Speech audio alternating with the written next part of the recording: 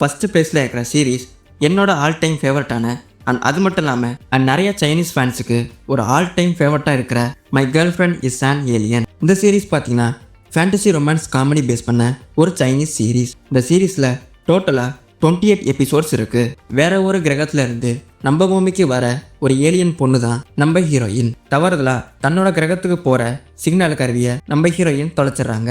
அதை தேடும் பொழுதுதான் ரொம்ப ரிச்சான நம்ம ஹீரோவை பார்க்குறாங்க.